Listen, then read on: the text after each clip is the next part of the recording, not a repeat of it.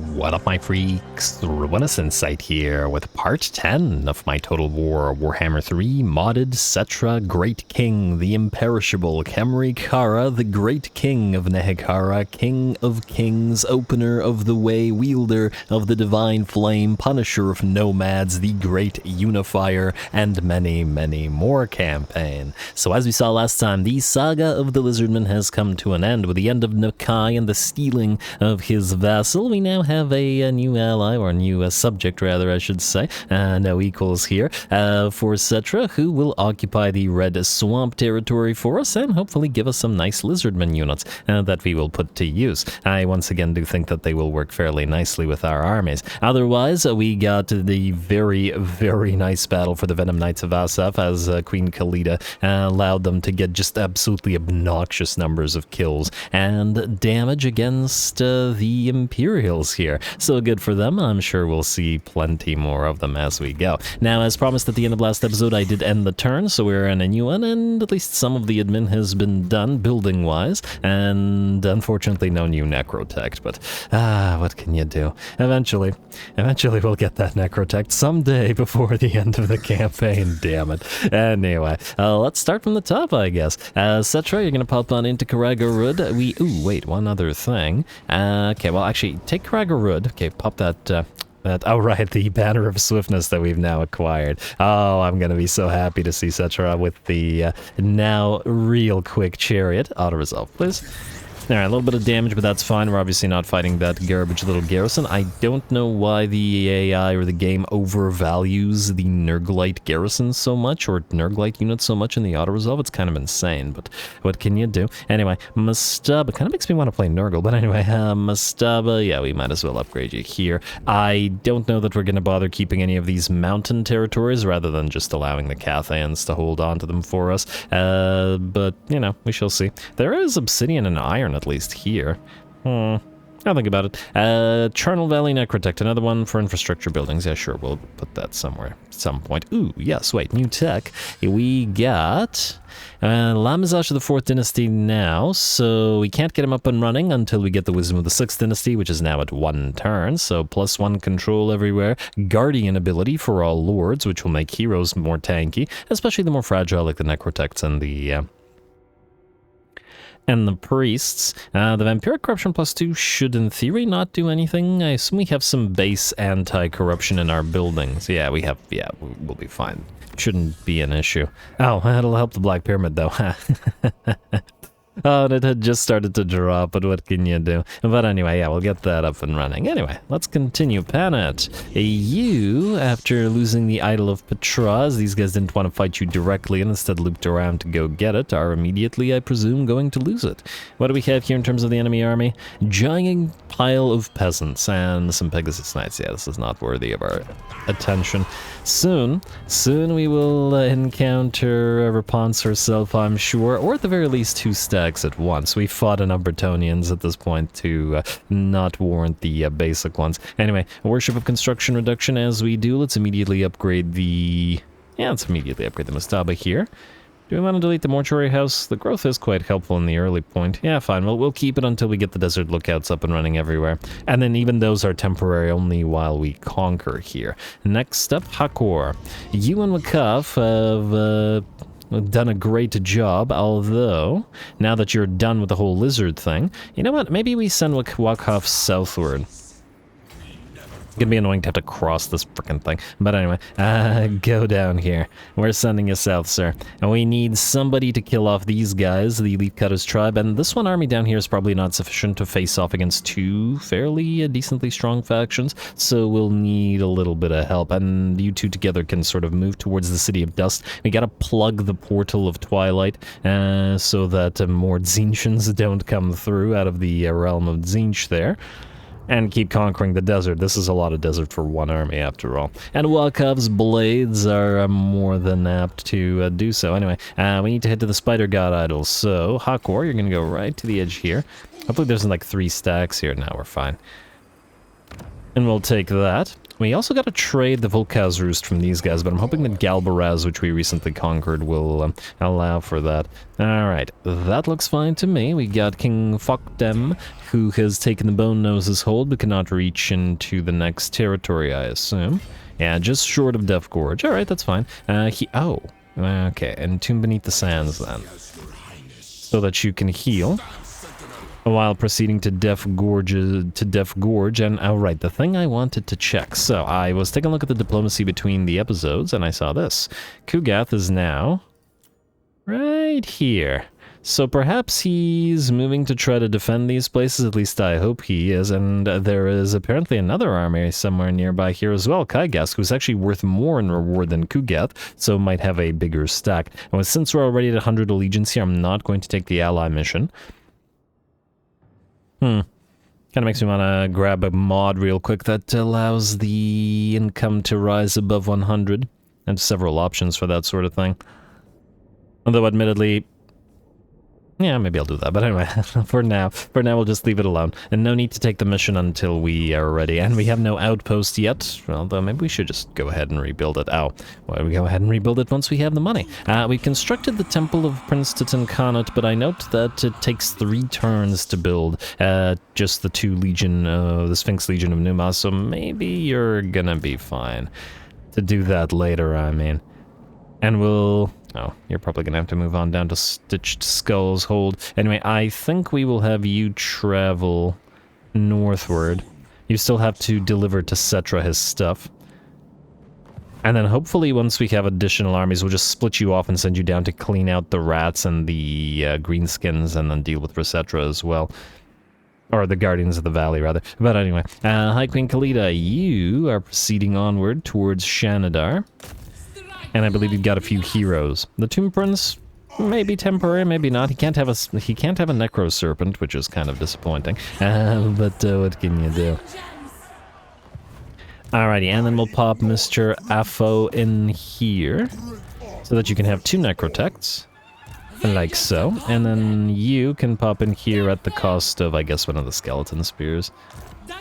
Again, Khalida seems to significantly more buff the melee units in her army rather than the range units in her army. Yes, she does offer snipe, but at the same time she also offers charge bonus, plus 10 melee attack, and plus 8 melee attack and defense. And we've got ammunition for all armies faction-wide, so relevant to her own army, and then weapon strength. So she does very, very little for her range units, other than snipe and true blessing of SF, which admittedly, snipe isn't super useful on skeleton archers because their range is so short that they're not, even if they're all stalking, they're not going to be able to make good use of snipe. But anyway, Keeper doesn't need to move. Intef, who is Intef again?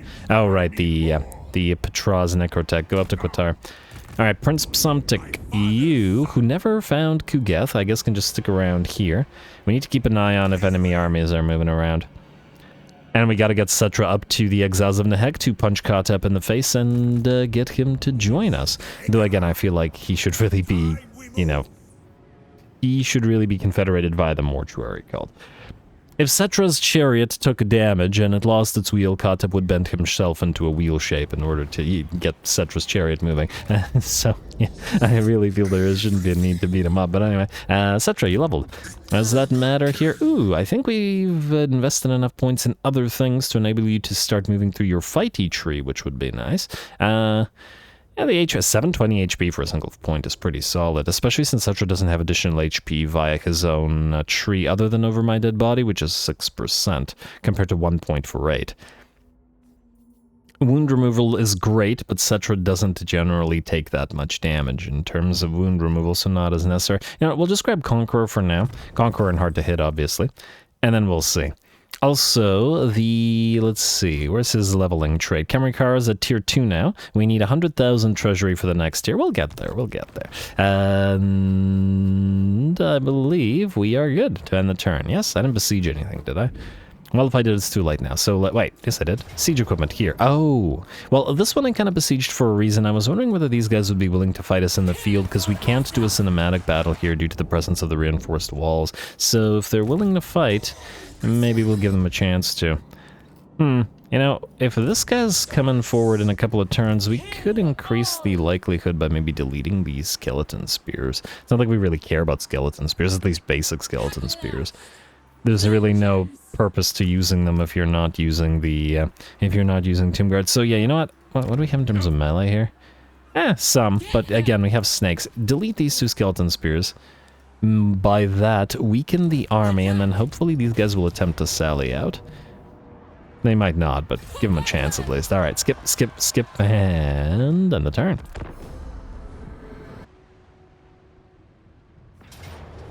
Oh wow, they did sally out. I was almost expecting them not to bother, but I'm gonna say that the disbanding of those 2 skeleton units was what did it. How can I know for sure? I can't, but chalk it up to the will of the Nehekaran gods. Anyway, before we start engagement threshold, I think, well, we're at episode 10, so we'll lower it now to 300 likes and 50 comments in the next episode, longer, and the campaign, etc, etc, etc. I usually do that at 13, but I kind of forget like every other campaign, so maybe it makes more sense to just do it every 5th episode instead. Easier to keep track of. Anyway, let's see if the enemy can keep track of these snakes flying at their face. Go.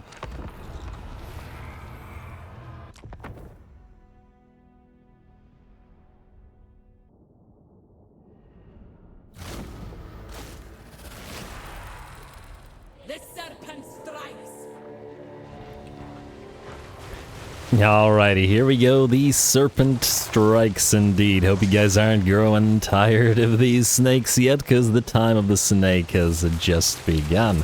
Soon Khalida will have a, well, if not quite a full on a snake army, so many more. Anyway, as usual, we're going to start the battle off by keeping most of the army in the back line. This is sort of a temporary army that we're using in the meantime, while we bombard the enemy with the chosen of the gods, who will eventually be given to King, I want to say Lamazaj, and the one that will lead the Ushabti army.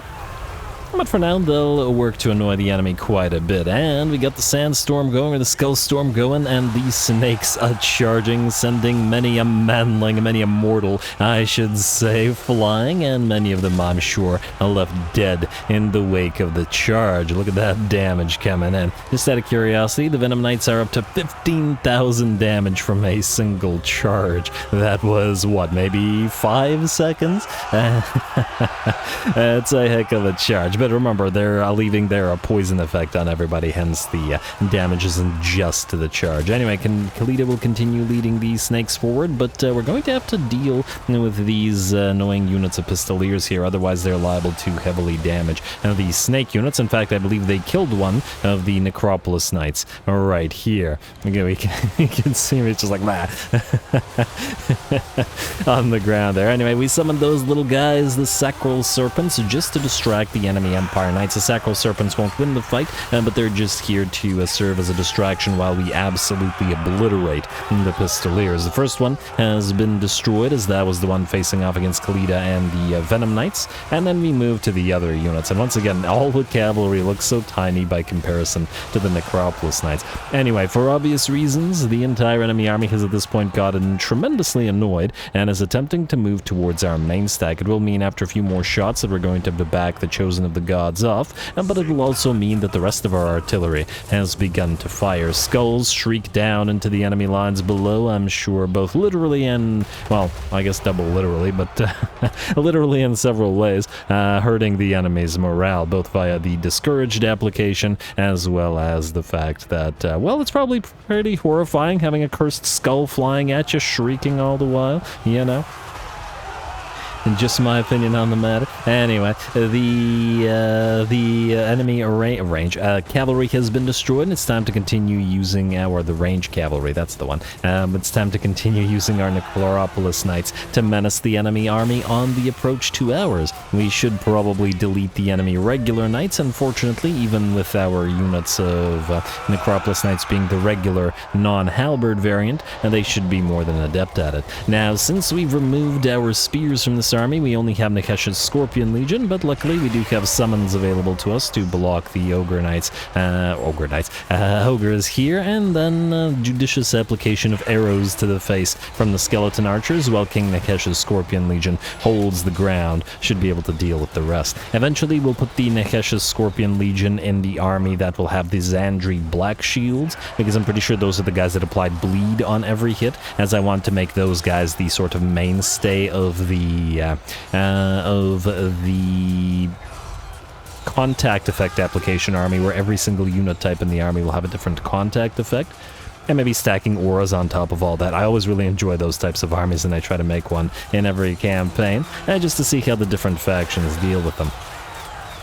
Essentially, the Nekesh's Scorpion Legion will be the tip of the spear there, because they can apply poison, and they're actually pretty heavily armored at 63 with 65 melee defense, at the very least compared to regular skeleton warriors or spears. Anyway, Khalida has moved away from the rest of the Venom Knights of Asaf to go after the enemy Empire captain, or captains. She might have already killed one, I'm not sure, and is going to go after the general of the Empire after she's done dealing with the captain, which is down quickly to 30% of his HP, while Khalida is completely fine. Warrior Queen and all that, and blessed by Asaf on top of her current mummy state. It's a pretty scary foe to fight. Ooh, I see the handguns are getting a volley off into our Necro Serpents here, and it does look like they've taken a little bit of damage, down by about 25% of their HP, but those poor mortals are not going to survive the charge. Alrighty, we're actually not going to charge through them really, just charge directly at them, as we want to kill them off,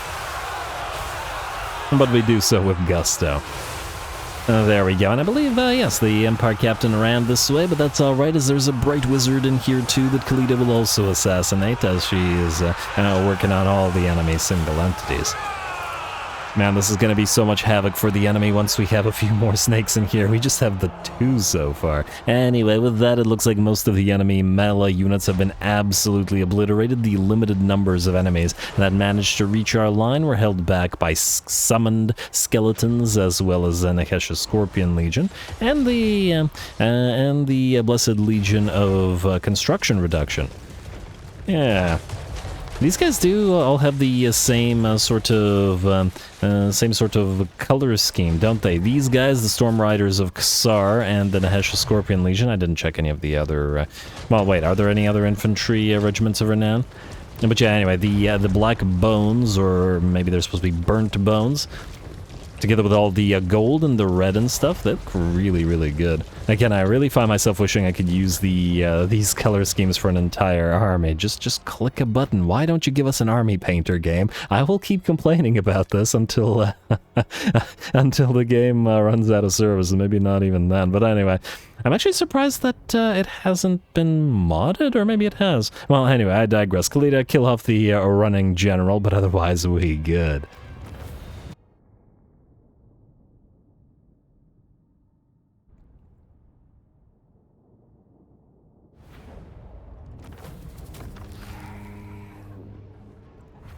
Alright, there we go. No problem at all. One unit of King Nekesh's Scorpion Legion got lost, but otherwise only a single unit of Empire Knights escaped. I guess I should have tried harder to give chase to them with the Necropolis Knights. Once again, the Venom Knights of Asaf, absolutely clean house, being a bonkers unit. 600 kills and 81,000 damage. And Khalida No Slouch herself was 73 and nearly 20k, but very high damage dealt as gold value, because she was busy fighting the lords and heroes in addition to random units. Endless March actually offers us barely anything here, but we don't really need the healing here either, eh? Growth for local province plus 10 is not all that much. I'm going to say take Endless March just for the additional move speed / range. Send them away.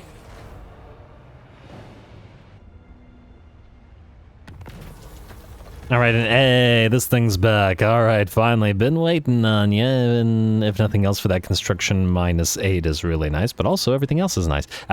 We've already given this a read, and we know that we are more than willing to pay 300 Canopic Jars for a faction-wide research, growth, control, and construction bonus. And there are minor bonuses, but they stack with all the others, so it works nicely. Defer to the Mortuary Cult.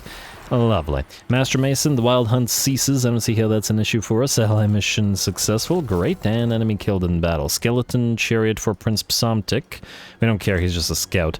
And theory. And Prince Scout, the actual Prince Scout. I'd like you to go up to Lorelorn and the Corsairs of Spite and see how they feel about us. Both of them. Somebody suggested Prince Salak. Wait. Who are you and why do you have a chariot? You are... Oh, you're Kalida's... Yeah, no.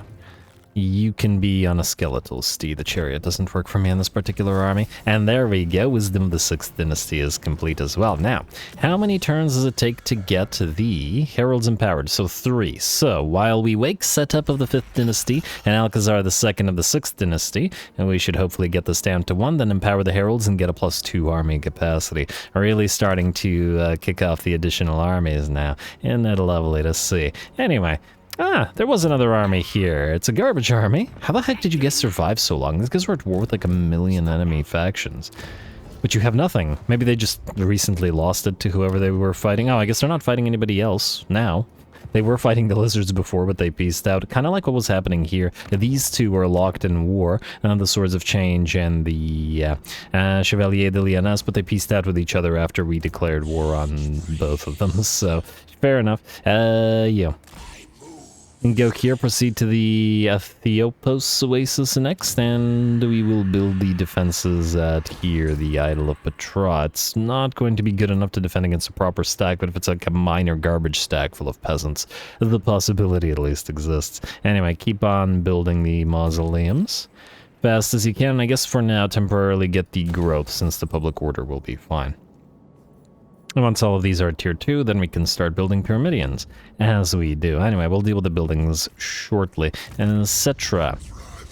Well, let's first of all double check where Kugeth is. Okay, actually first, let's take an ally mission from you. You want us to kill Kaigast, who is sitting here at the Red Shield Fort. Alonso is back to Bani al-Hassim Oasis, meaning we'll probably want to... Yeah, maybe we bounce here and then go back around this way, which is kind of annoying, but again, with only one army down here, we don't have much of a choice. Oh, there's 2 armies down here. Alright, fine, we'll take Alonso. And Kugeth is... I don't know if he's sitting here or if he's now attempting to make his way toward Granite Massive, which is a distinct possibility. Settra... Oh, you suffer attrition here? Come on, man. Huh. I wonder if it would be more... Wait. Let me just check where Kugeth is. I'm just wondering whether... I wish I could see his camp here. Kugeth. Where are you exactly? I think he's here. Maybe what he's doing... He was marching here, it seems. Now he's marching back. I wish it was easier to tell whether he's attempting to make his way to Red Shield Fort or otherwise. Alright, well, either way, I guess we're proceeding to Red Shield. So, Settra... We'll risk going this way. Kaigast is there with, he's got Uncle Furuncle and the Barons of the Bog, while the place itself is, well, kind of mehly defended, so that is not going to be of concern to us. You can take Death Gorge in the meantime, and then proceed southward to Stitched Skull's Hold. Seriously, what the heck is wrong with the auto-resolve? Alright, we'll probably fight this manually ultra quickly. You're not able to reinforce, are you? No dice. And this Nurglite Corruption will be annoying as well. I guess we could take 1 turn of Nurglite Corruption and then heal ourselves up. Frankly, we could have probably done the same thing with Settra, but... I don't know, is it worth it? Kugeth is probably not nearby to move towards us, and I doubt that Kaigast will attempt it. We'll probably lose a few chairs. Oh, you could barely move. You could just move this much further, that's it? It's kind of meh. Yeah, just stay as you are. I think it's not worth it. You. Hakor. This is kind of atrocious. I'm willing to bet that you could just auto-resolve this. Oh, he got ogres and stuff to fight, so... Yeah. Look, it's a giant pile of goblins, and nobody's in any doubt that Hakor would obliterate here. Auto-resolve. And a little bit of damage to constructed criticism. Well, they can take some criticism in the form of, blades to the face occupy. Let's see. Enemy killed in battle, Volkaz destroyed, and there we go, another idol secured. Ooh. You're getting ready to go up to tier 3. I think we'll upgrade you there immediately because that'll allow us to actually build the idol. Here we're trying to pump up the growth as fast as we can. And we'll move on to Kakak idol next. Alright, now, I assume that you're... Ooh, yes, also let's upgrade the Great Idol of whatever. Let's see if you're willing to trade Volkaz Roost for Galbaraz in its current state. I don't think you are, but I want to check. Volkaz Roost... Wait. Is that the right one? Yes. Minus 10. Alright, so not quite there yet, but once it gets up to tier 2, they'll be willing. Which will be fine. And we could also just, you know, all of this. We're planning to give it to all to them anyway, but I'd like to take the hills, which are green territories, from them. Might be the better thing. Ooh, let's also upgrade Fort Top Knot, so we're hoping to build this thing up in order to hopefully vassalize Mr. Lotharian here. He doesn't like us as much as I'd like, but whatever. Only vassals, after all. If he refuses, he's gonna have a bad time. Anyway, there's a land bridge here somewhere, is there not? I vaguely remember that I was confused by the land bridge somewhere here, but I no longer see it. It's kind of hard to tell where it is. This place is really annoying to cross, but whatever. Just go into Slothmire, and then go out to sea again. And just do it again, and then you can land at Kiev Seftu. And then go down here to declare war on the Leafcutters tribe for the bonus 250 canopic jars. Certainly won't say no to that. Anyway, Khalida, I really wish I had chased down those knights because that wouldn't have thus needed... We wouldn't have thus wasted this turn, but all good. Auto resolve. Still managed to lose 15 guys. Come on. Come on. What is this? Occupy. Alright, Shanadar is now ours. Comes with a Screaming Skull catapult building. Huh. Well, I can keep to here temporarily. I won't say no. And building-wise, I suppose that for now, we'll start with the charnel plazas because we're going to have to be traveling here, but otherwise, we will want to build the Pyramidion as fast as we can. You, in the meantime, have built some units for Khalida, so deliver them to her, and let's do a Necrotect check. Another Genius Architect, which is great, but not what we're wanting right now, so we'll just ignore you, and I guess we can ignore the Lich Priests as well. Oh, we do have another Cavalier Tomb Prince. Although I wonder if we should try to mill until we get another Wise Tomb Prince, just for that character experience gain plus 20%. Might be nice. New lords being leveled and all that, and we gotta get new lords up and running for in the 8 turns that we have Lizard Sacrifice up and running, because I like that hero and lord recruit rank. Actually, speaking of, we want King Lamazash down here. Yeah, the one with the Ushabti. We will transfer to him the Chosen of the Gods, and then see what other things he can do. Alright. Wait, I just want to see. This doesn't increase the Lord Recruit rank, does it? Global recruit rank, global recruitment capacity, or recruit duration, that's all fine, but no, this doesn't do anything for recruit rank. So yes, we will get you on field now. I want to see what your unique line does. And maybe you can leech a little bit of XP from Khalida to get closer to level 15. Now, obviously, you're the Ushabti guy. You're a sort of a Necrotect king. Construction for infrastructure, all provinces, that's fine. Control +1, all provinces, ooh, that was a good choice. Alright. Diplomatic relations +5 with all factions, nice. Campaign movement range for all armies, nice. Alright. Very nice. Weapon strength when fighting vamps, not so nice, or at least not very useful. You have physical resistance for own armies in province. You have ammunition and range, because you're a guy with a bow, makes sense. Soulbound heroes. Melee defense for Ushabti. Construction time reduction. And this guy gives us lots of capacities, which is nice. But otherwise, yeah, alright. So he does great things, but they're mostly faction-wide things, other than the sort of massive buffs to the Ushabti he gives. We will not be giving him the Sepulchrex, because I have them earmarked for another army, an anti-leadership army, which is not going to be this one. Missile strength for Ushabti with Great Bow is what we're banking on, plus a few other things. Now, you have the bow. Meaning, I think you're going to be a good choice for the Briar Sheath. Snipe, Stalk, Unspottable, Woodsman. Admittedly, this is not the... I mean, if you're going to be in a big line of Ushabti, maybe it doesn't matter all that much. We'll give this to you for now, and then we'll see if we need to put this on somebody else. Frankly, I kind of hesitate to wonder who else this would possibly be good on. Like, certainly you can put this on a on a lord with a War Sphinx, and giving a War Sphinx stock and Unspottable is nice, but it's at the cost of fairly significant amounts of ward save and melee defense that we would get with another armor, you know what I mean? I just wait for now. And, huh, what do you do here? Oh, you apply Blinded. That's quite nice, actually. Applying it at range, which I guess we do want to keep you firing away at range. Wait, is there any of the worship things that we want to pick up now? Petra the Great Father will give us the hero recruit rank +2 for Tomb Princess faction-wide. Obviously, you want Geheb. Casualty replenishment rate, local recruitment capacity is nice. This is, I mean, they all have some decent things. Okay, yeah, let's take the faces for the additional movement range. You give a bunch of capacities, but they're not useful to us at the moment, and then this is not useful to us at the moment either. Alright, take Passage to the Soul Realm. And I'm gonna say take Root Marcher for the speed, but let's wait on Canopic Jar Hoarder. Although if we get, Revered Stonemasonry. And we'll get to Revered Stonemasonry immediately. Giving you 4 points to play around with. 1, 2, 3, 4, 5, 6. You'll level up three times, rather, to get to rank 15. So you are actually free to take Petra the Great Father for the additional recruit rank for Tomb Princes. Alright, let's do that. And then we'll go through this once you're at the appropriate level. You've already buffed your constructs. And I guess you are definitely going to need some of these guys, the Genius Architects. Probably a couple in your army. Which, you know, fair enough.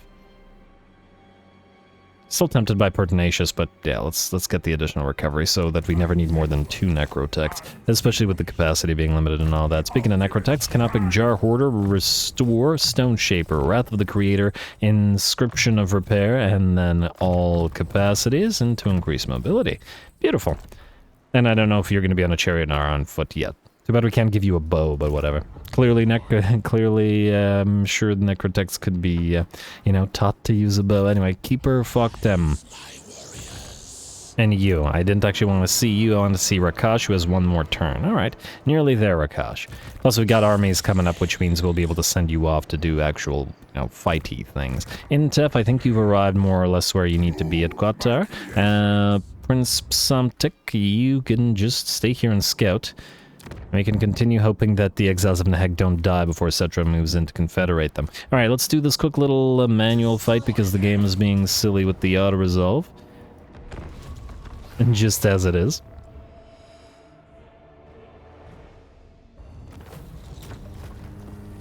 Alright, you may have noticed that I decided to cut that out of the video. It took a little bit too long as the enemies were just sort of sitting back in their settlement, and I just wanted to save the time of, not having this ridiculous auto-resolvable silliness. Anyway, we will occupy the place. Alright. It's a little bit more editing to do, I guess. I mean, it's a drop in the ocean considering it's old world and every single end turn has to be edited, plus the battles have to be edited. But anyway, all worth it for hopefully a entertaining product. Mastaba, you will be... Yeah, I might as well build you up. I am not 100% sure that we want to bother keeping these unpleasant mountain climates, but...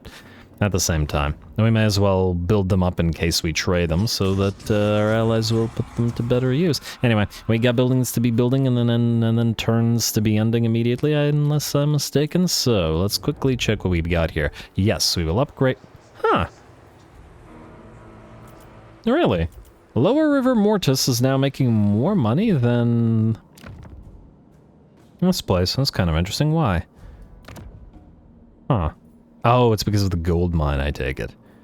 It's not by much, mind you, but it's still kind of surprising. Nonetheless, good for Lower River Mortis, I guess. Let's level you up, or at least get the settlement up and running. Ooh, definitely get Eternal Sentinels ASAP. You gotta get those capacities, and...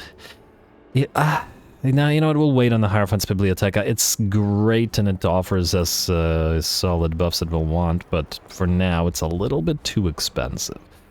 Then we can wait, it's not critical. We do want the Royal Burial Chamber, minus the insane expense of it. Let's just wait. That's insane expense, considering especially that we just got the bonus construction reduction and the additional construction reduction out of the Worship of Construction Reduction. But anyway, let's build the slightly at least cheaper stuff first. And before going to the ludicrously expensive Alibaras, we're going to have to completely change up your entire province. Ooh, Black Pyramid. Yes. Next. Oh, you didn't have the worship, eh? Ah, screw it. It's 700 gold. I don't care enough to bother swapping it out. The vampire corruption's rising again. But anyway, Numas, yes to the mortuary sanctum, and we will get another one here as soon as we can afford it. For now, all we can afford is an undead quarryman, and that's what we'll build. And I guess we don't really have anything else that we can afford for now, so we'll skip, and... Can we get attacked anywhere? Well, if we can, I guess we're gonna be attacked. That is what I'm saying. And turn.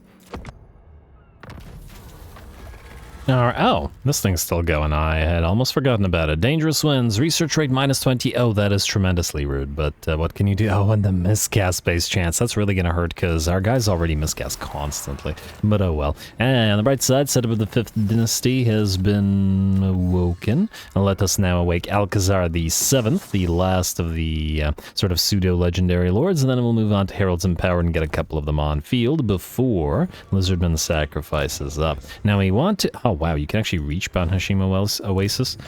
Huh.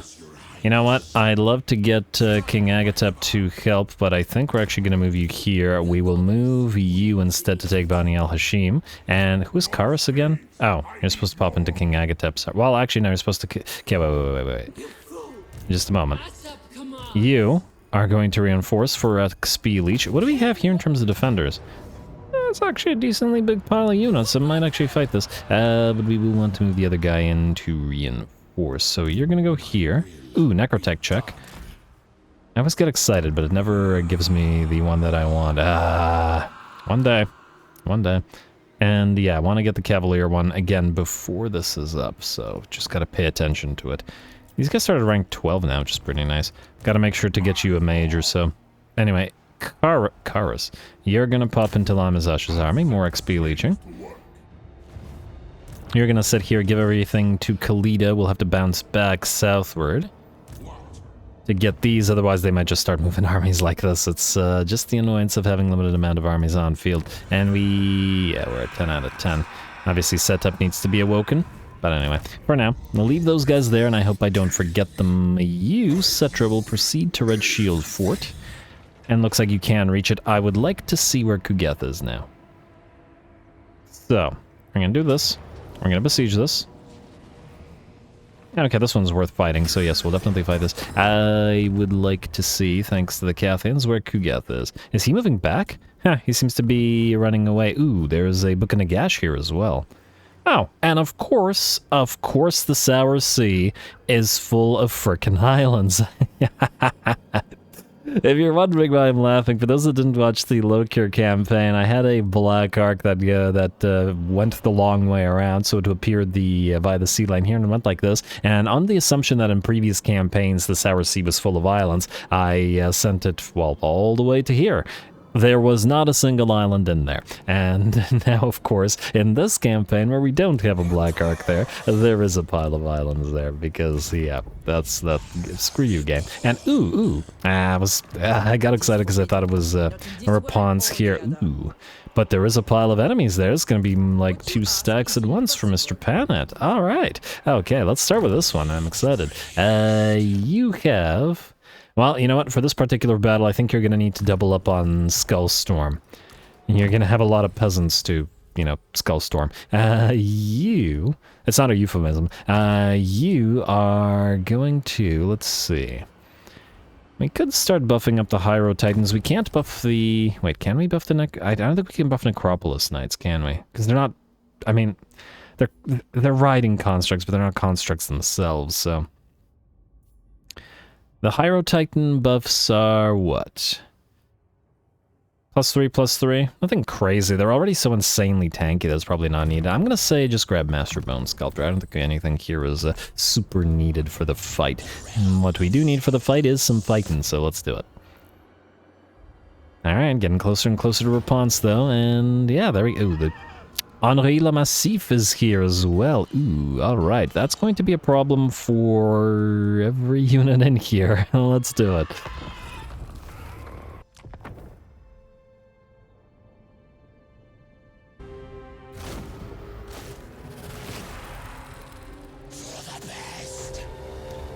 Alrighty, here we go. Lately, or at least last episode, we've been working our way through a lot of these minor settlements with regenerating enemy units.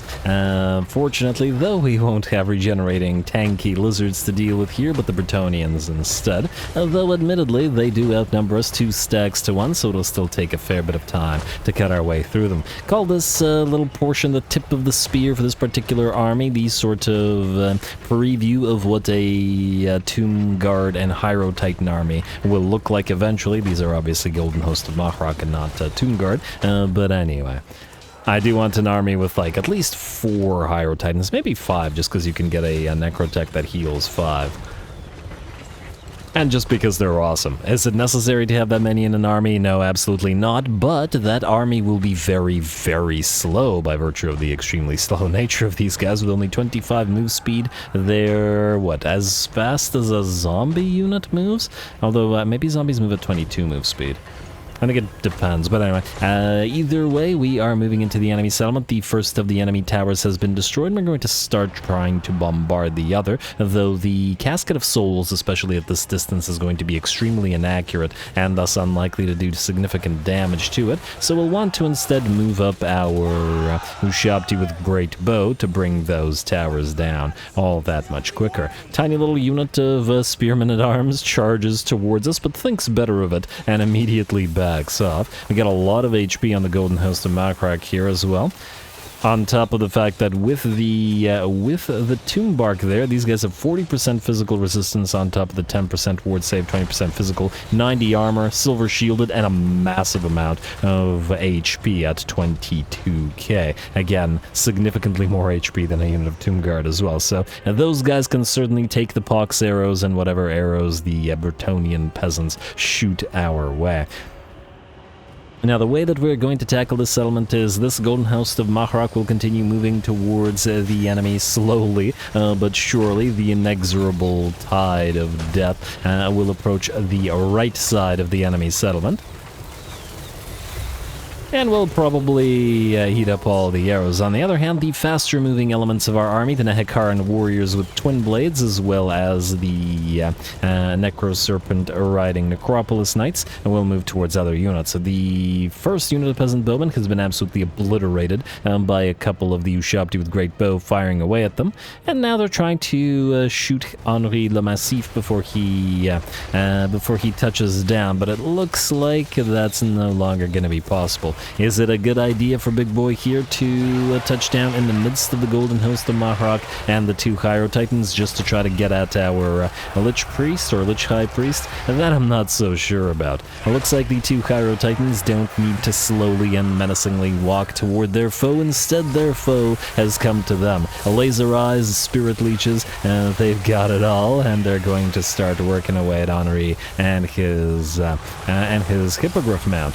Already, Henri is down to about half of his HP, but I do believe he has the healing ability, Grail Vitality, so he will get at least some of the regen going if he can escape. He's certainly not going away to the way we came, as we have moved in our Necropolis Knights with halberds to deal with him.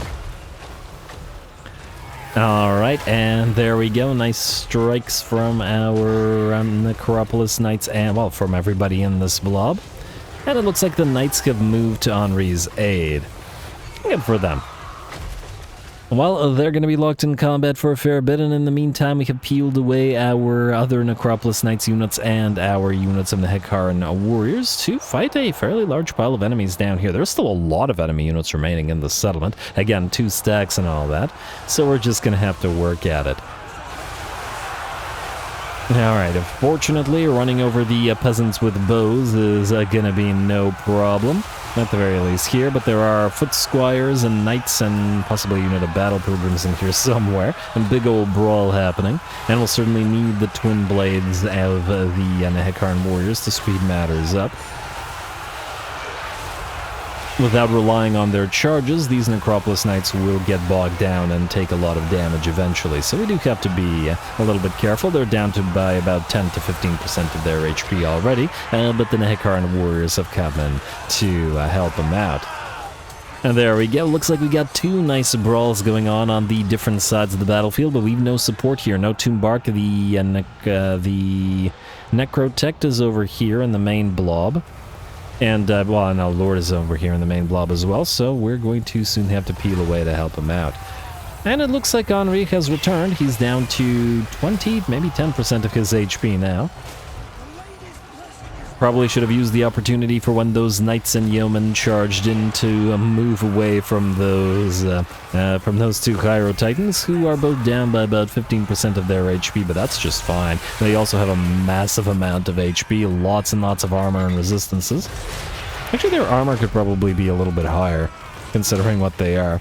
But 10% ward save, 20% physical, 30% missile, and not so bad. And of course they've got that restore regeneration on them.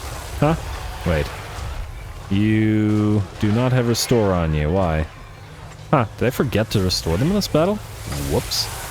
Weird. Okay, well, maybe I forget, but then maybe I will restore them later. At least I hope I will. They have been taking a lot of damage, so maybe they didn't need it. Anyway, one of the enemy paladins here decided to attempt to go for our Ushabti with Great Bow, which are obviously hiding behind our line, and just getting any enemy unit that pops up. Fortunately, we immediately moved a single unit of Tomb Guard with halberds to deal with the paladin. Now, the paladins are extraordinarily tanky as well, and they take a long time to bring down, but they are very slow at actually killing things, and thus it's easy to just sort of trap one in a unit like this. If the AI refuses to use its mass to try to push through and get out, eventually it'll simply be overwhelmed by the unit of Tomb Guard, which works reasonably well for us. We can see the basically exchange of HP. This guy lost 90% of his HP to do 10% of the damage to our own units. The other side is still very much in the midst of the brawl, but have certainly started to take damage at this point. The Hekaran warrior is down to about half of their HP,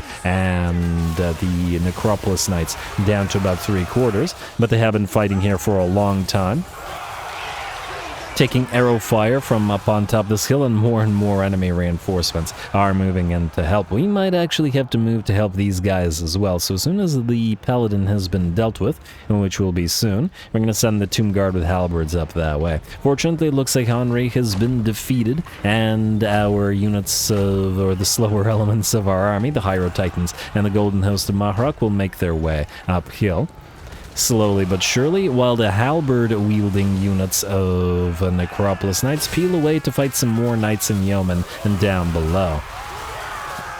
Without heals or support now, so a little bit more of a dangerous position, but since they're the halberd variant, they should be able to take care of these shock cavalry fairly well. After all, these are the halberd variant, and with their anti-large, you'd think they'd be pretty darn effective at this. We've seen our sepulchral stalkers defeat many an Empire Knight and mounted yeoman, and probably really any shock cavalry that they've run into so far, with the exception of Cold One Spear Riders, but they're also anti-large, so kind of makes sense there.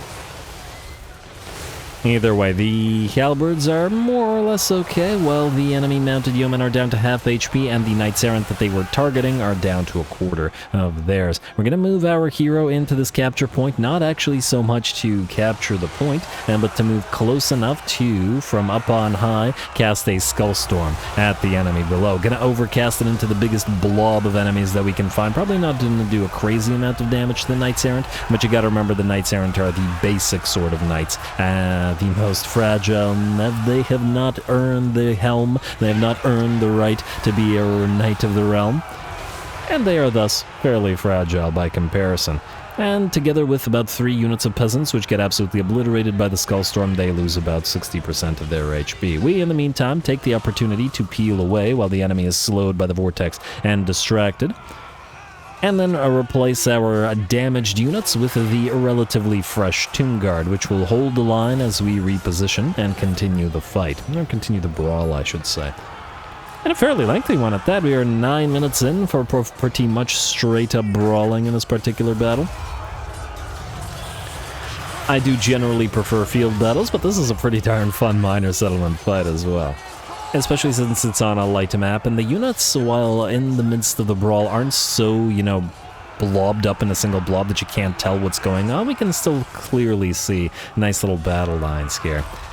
It's working for me, is what I'm getting at. Anyway, our lord is going to continue sitting up here, getting ready to cast more and support the units down there as needed. Mounted yeoman unit will get caught and obliterated, and it looks like the battle is very much nearly ours. Another Neru's incantation of protection will keep the units down there safe, while it looks like the halberds, the dune surfers, and the sand skimmers will overrun the remnants of the knights, and oh wow, only 2 projectiles from that casket of souls got where they needed to go, but that's alright. Another similar maneuver, another overcast skullstorm in the middle of the blob while we simply peel away the rest of our units, and you gotta remember that the skullstorm also does fire damage, so the Neru's incantation of protection, which provides fire damage in addition to the physical, was used before specifically since we wanted to resist further the fire damage to our units. Oh, look at that. As you zoom, look at this little skull. From up above, it's facing this way, but from down below, it's facing the other way. But the other skulls aren't moving, are they? No, actually, some of them are over here. All right, I'll stop playing with that. Anyway, Slanesh giggle.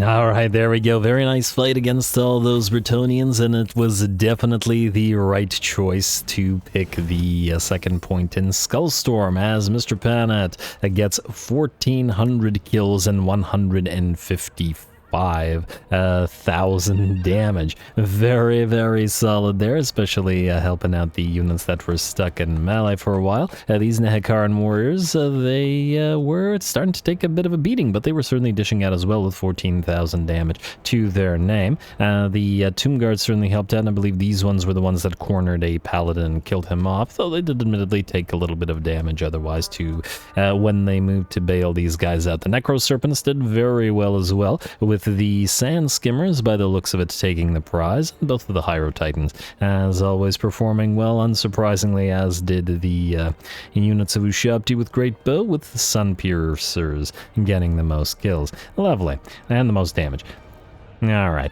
Very nice work from Mr. Panet. Really enjoying the army. I love that slow advance of the Hyro Titans and Golden Host of Mahrok. Though admittedly the Golden Host is no longer as slow as it had started out being, but still kind of gated by the these two. Actually, before I forget, here's what we'll do. We'll grab a couple of these Wallat's Order. Admittedly, we don't necessarily want stock on them, but the additional speed is certainly something, so we'll do this. Wallat's Order.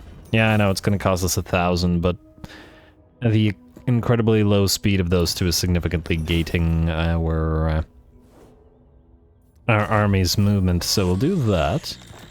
And what does this give? Wait, not you. 10% range and 10% reload time. Looks like a pretty good choice for the Ushabti with Great Bow once we at some point acquire Obsidian. It's kind of silly that that doesn't count the fact that we have a vassal. Oh, right, they never built the building. Never mind. Would it count then because we have a vassal with Obsidian? I don't know. We'll see. Maybe we'll see. Anyway, we are going to grab, I guess, 5th gen priest now. A little bit of extra research rate. We gotta get it up to 400, ideally. Well, the best would be 800, because that would mean all techs take 1 turn, like these ones, which have a based research cost of 800. But most of the others, like these, all have 400, so that'll at least put them to 1 turn, and that is already something pretty valuable. You... I could empower... Let's give missile damage or only weapon damage for the Ushabti. It does give them missile damage as well. Although, you know what, let's start with increased mobility. It's kind of hard to say no to it. Anyway, what was I going to do? I was going to give you, not the Necrotech, but you... these 2 Wallat's Order, which hopefully we can put on the Hyro Titans rather than just speed them up a teensy bit. Now we got free spices out of this, nice, but we'll start with the building of the Desert Lookout so that the places can defend themselves, and I mean, I guess we'll upgrade the Mausoleum here as well. We'll grab Ebonian Dunes next, and then let's move on upward, northward. How many territories are you down to now? 5. Huh. We haven't met Rapunzel's main stack in combat. I wonder if she died fighting the Swords of Change there. Oh wow, these guys really don't like us now. Well, that's their problem. The Bretonnians really hated us, and they really shouldn't be crusading in Settra's territory. That was their first... Well, that was one of their mistakes. I'm sure they made others previous. Anyway, you, Hakor, will proceed to Kekek Idol. Do we want to be in our territory for this? Yeah, why not? Max out the healing. We'll be able to reach it next turn anyway, so it makes no difference. Let's also upgrade the Mastaba here. And ooh, Great Idol. How much does this cost to build? 3.9k. It's a little bit on the expensive side. We could reduce it by 390 if we got the construction reduction, but no, I think we're fine. So this is Monument of Shapesh. After being wrested from greenskin control, the weather-worn stone idol underwent a meticulous rebirth, now adorned with vivid carvings portraying Shapesh's ever-changing countenance. Softly glowing runes at its base mark the god's vigilant guardianship, breathing new life into the revered symbol of divine protection. Alright, fine. A monument of Shapesh, and then this shall be... Wait, that was the Great Idol of Mork. Great Idol of Shapesh.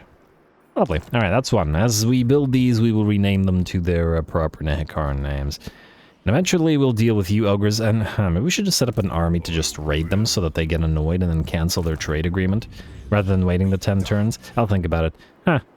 You can land here and then travel through land. Might that be faster? I don't know. But it also might not. Let's, I guess, land here and go out to sea. And then you'll land at the Key of Seftu. And then it'll be a hop, skip, and a jump down to the Leafcutter's tribe. And we might even turn on Xandri here shortly. I mean, again, we do need the Necropolis of Xandri. Or Pyramid of King Amenemhotep, but you know what I mean. Anyway, let's see. Who else needs to move? So Hakor is good. Rakash, you have now completed the Sepulchrex, which need to be put into a different army, which we are working on. You can, I guess, now return to Khemri, because... You're not doing anything for the corruption reduction here, unfortunately. So just go. Construction costs, wait. Do we have... Oh, actually, you were helpful there in reducing the cost of the Great Pyramid of the Black Pyramid of Settra anyway. So anyway, you can, I guess, proceed to Khemri. Get ready to offload some of these units to some other armies. Yeah, well, we'll figure that out as we go. Anyway, fuck them. You need to proceed down to... Oh, you can actually reach Stitch Skull's hold from here. Well, let's see if the game lets you take it without being obnoxious about the whole auto-resolve thing. Alright, game. Moment of truth. Come on. Don't do this to Fuckdom. You know what he'll do to you. You will... auto-resolve, yes. Look at this poor Scorpion. Poor senior Snips. Anyway, you can occupy. Another Charnel Valley Necrotect. Why were we never getting those in the early game? You can go up to Mastaba immediately, and then you... We could actually start moving through to this, or we could keep... Wait, Arrows of Asap. Oh, for the Screaming Skulls and the Bone Giants, yes? Yeah, still useful. Yeah, alright, fine. I mean, as much as I'd love to get all of this stuff, I think Resurrect is pretty darn important, so we're gonna move towards that first. Do you have Lich Priest? Any spare points for Replenish? Ah, you're already maxed out. Well, screw you too. And there's Incantation Protection then, and towards Arcane Conduit. Ye shall go. Necrotect. We could bump up the increased mobility, it's clearly helped here. Ooh, Master Builder, now let's get another Bone Giant capacity. I want more Bone Giants. It'd be nice. Alright, so you've suffered the turn of attrition that I was willing to let you... maybe suffer a second turn. You're kind of... You need to make your delivery to Settra. Unless we just end up giving him the Sphinx Legion, but anyway. Hi, Queen Khalida. You're gonna fight in a sec as well as Settra. Well, wait, actually, this is auto-resolvable and probably less... Oh, actually, it's not. It'll kill off King Nekash's Scorpion Legion. There's a stack and a half... Ooh, wait, is this a walled settlement? It is not a walled settlement. Well, then, good luck to you. Anyway, we'll fight this. Khalida, let's... It's only 1 point. Yeah, screw it. Let's get you Tomb Strike. I was wondering whether we should just start moving through these, but 1 point for Tomb Strike's not so bad. We, again, might have to reset her because the current plan for the army is not to make any use of any units that would benefit from Sun-Scorched Bones. But it is what it is, at least for now. Tomb Prince. Let's get Tough as Nails to get the additional character XP for Accompanying Lord, as that, once again, is making me feel like these guys are more useful. Grab you Esteemed Combatant as well. Maybe 1 point in Esteemed Combatant and 1 point in Training. Alright, what about the Necrotex? The new guy is not yet able to go into this stuff, but can start at least moving through increased mobility. And I will continue getting this on both of them, just because it's going to bother me. You can have, or continue, I guess, through these. Alright, and then Lich Priest. Ah, yes, Keeper of Lore. Research rate and wins a magic power reserve capacity. Pretty good, up to 209 here. Very nice. If only we could go and kill Teclis and get his defeat rate on everybody as well for another... I'm gonna say 25 or 50. He gives a fair bit. Anyway, despite the extra points, we still have to fight this, not auto-resolve it, but I was going to anyway, so that's just fine, yeah.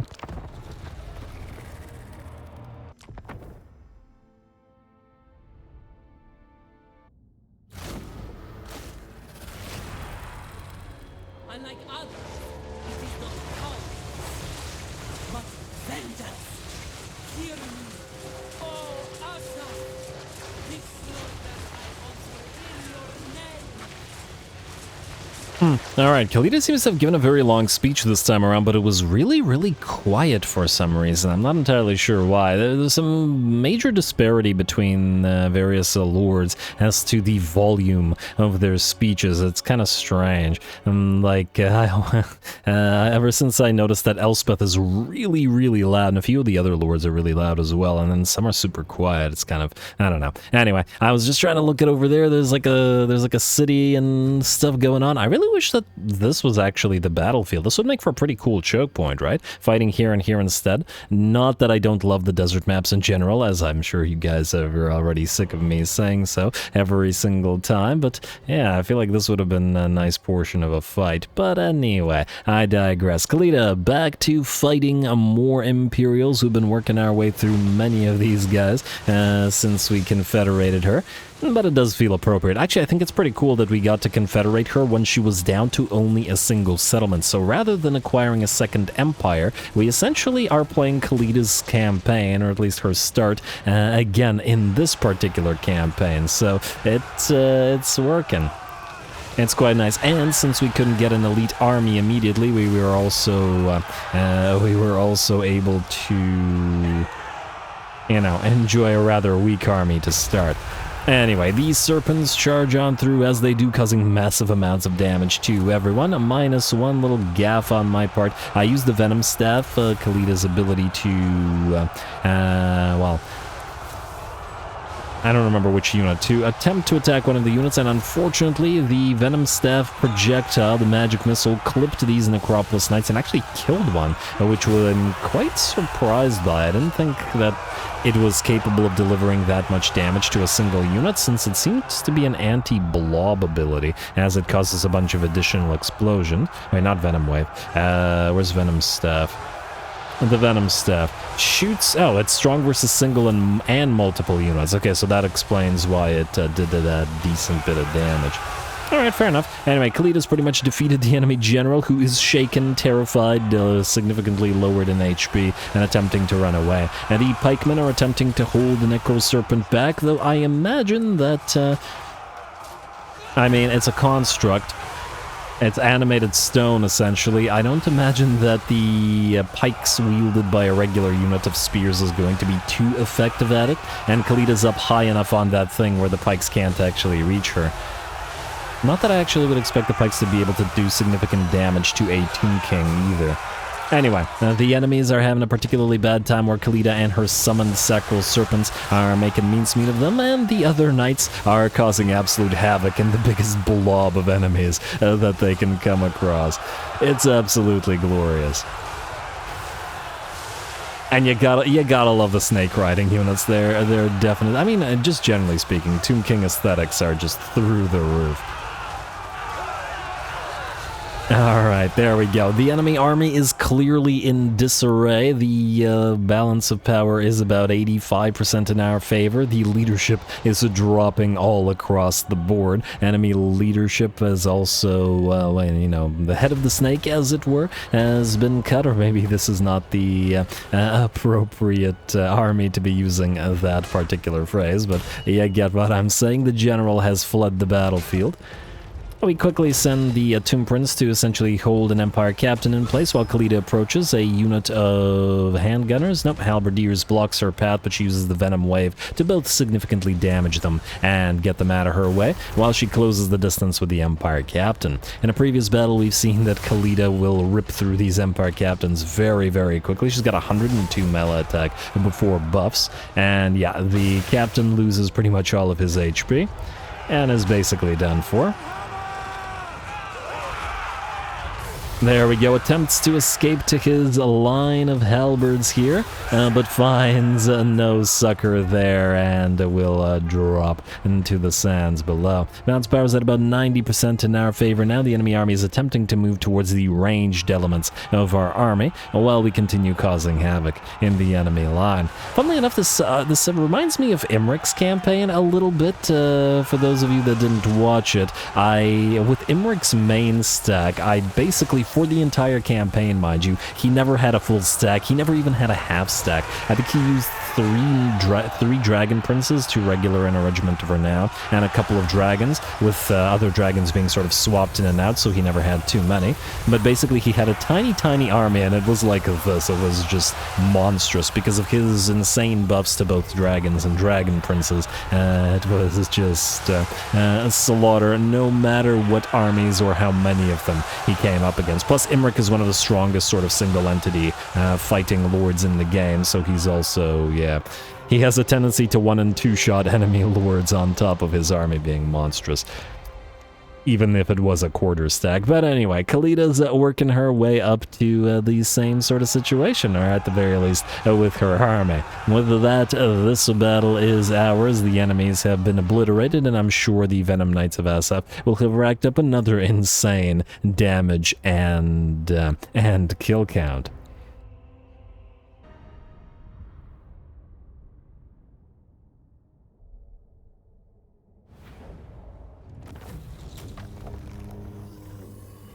Alrighty, there we go. The Venom Knights of SF once again being absolutely obnoxious. 1,200 kills and 154,000 damage. If you're wondering how this is happening, why these guys are doing so well, it's the toxic venom in combination with the cycle charging, and they're charging through lots and lots of units, effectively applying their toxic venom, which is a tick damage over time effect, and it'll leave them on top of a bunch of units and then just keep on charging through. So they're racking up the same sort of charge damage as these guys, the regular Necropolis Knights, who don't have a damage over time, but then on top of that adding all that extra damage from the toxic venom, and of course the fact that they're stronger in general and Regiment of Renown and also do magical damage and such. So all that combined makes them a nasty unit. Khalida, we can see, didn't get as many kills or damage dealt, for example, as the Necropolis Knights, but actually did much more damage than they did in terms of damage dealt as gold value, again because she killed the enemy lord, she killed the enemy Empire Captain, and then tried to focus down the higher quality units like great swords and whatnot. A lovely little fight. And yes, we will be naming the snakes, don't worry, we just gotta get them in the army first, and higher numbers. Also good work from the Bone Giant. Anyway, occupy. Alright, we are at the edge of the range, so otherwise we could have used Lamizat to occupy. Hey, he's a rank 13, yes. By following Khalida, we can... Yeah, I think this will work out. We follow Khalida with this army all the way to up here. And by the time we're at 6 Watchforts, hopefully we'll be at rank 15 or at least close to it, and there we can build up the buildings necessary to, build him an army. Or all the way at Lamia, it doesn't really matter. Oh, Volkmar's back up. Oh, I don't like that. You better not go and kill Obelisk of Usak for now. That's got me a little bit concerned. You know what? If these guys look like they're on the way to losing their territories here, we'll give them back the Gate of the Stars preemptively. Oh, I should have actually swapped you into Worship of Construction Reduction, but I think it's pretty critical that we build this anyway, so regardless, we'll do that. And the growth here is already pretty solid anyway. Yeah, anyway, let's see who else needs to move. Settra does have a fight before him. We got buildings to be building. The keepers don't need to move. They're sitting at the Black Pyramid as they should. Intef is fine where he is. Psalmtek continues to act as a scout, and Prince Scout will go find Lorelorn. The Dark Elves are at -33, and the Wood Elves are at -33, exactly the same. So a little bit of aversion, but nothing too crazy. These guys are willing to trade, and these guys are not willing to trade. Now, in terms of units, the thing about the Dark Elves is that they have Medusa, which I kind of do like the idea of using in combination with our... wait a moment. That's a Dark Elf port. This is the Beastmasters. Unlocks recruitment of Black Dragon. So we don't have... Okay, it's this building. Unlocks recruitment of Bloodrack Shrine. Bloodrack, Medusa, and Shrine, yeah. So this is what I want out of the Dark Elves, essentially. The Medusa would work well with the Sepulchral Stalkers. More sort of snake and snakey adjacent stuff. Yeah, living snake stuff, but it's still snake stuff. And that's nice. You know what, I'm going to give this a little bit of thought, especially since these guys are refusing to do the trade agreement for now. Yeah, we could just declare war on Kurun and Bordello Errant, but... well, that's probably should be better used in order to get them to become our vassal at some point, or another faction. And what about trading, other than Lorelorn? Vesterland would trade, would give us a little bit of money. And the ogres here are going to die. Mahrak, the guardians of the Valley, and Xandria are all probably going to be forced into war with us, and Exiles of Nehek we have to beat up to confederate, so... You know, for now, I guess we'll just trade with Vesterland. They're gonna die anyway, so I think it's not a big deal, so we could just make a little bit of extra cash out of it, and then, yeah. Every little bit counts with the Tomb Kings, after all. Alright, and I think that's it other than building, and Settra-ing. So Settra, time to do Settra things. You should have been in Grey Dynasty stance, so switch to that. We'll hit Red Shield Fort. Pyrrhic victory is what I like to see. Let's see how we fare against Uncle Furuncle and the Barons of the Bog. Go.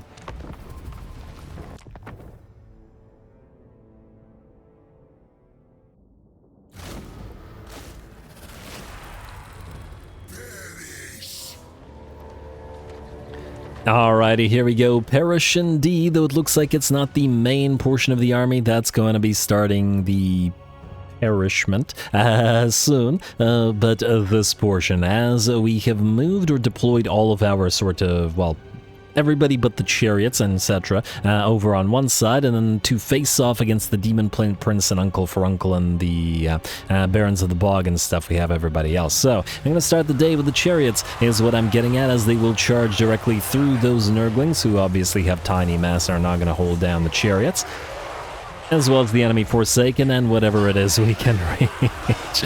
Oh, those Nurglings. Let's see how that did. Damage-wise, pretty good, at least against the Nurglings. 50 to 30% of their HP and damage. Admittedly, we don't have magical damage on our chariots, but at least the Tomb Bark is here to help out, both to provide the bonus damage reductions, as well as to do a little bit of extra hurt. Settra has moved on in, mostly to get that Wrath of Petra going. But it looks like, interestingly, the rest of the enemy army is just going to move towards us, if not quite ignoring Settra, at the very least not even attempting to engage with him. Admittedly, now that he has all of his speed and that strider available to him, it's going to be very, very difficult to stop him. He could just do whatever he pleases, apply that searing flame to whoever, and keep on going. Anyway, the rest of the enemy blob has crashed into us. Enemy's probably doing a good job in sticking together in this manner, as it'll be able to buff itself up more. Although, on the other hand, if we have debuffs, then our debuffs will be working overtime as well. Anyway, the Sphinx of Usek will be facing off against two great unclean ones. Well, Settra's gonna help too. Two great unclean ones, the Summoned One and Uncle Furuncle, as well as the Demon Prince. While I'm sure other units will be able to deal with the Plague Ogres and the other stuff.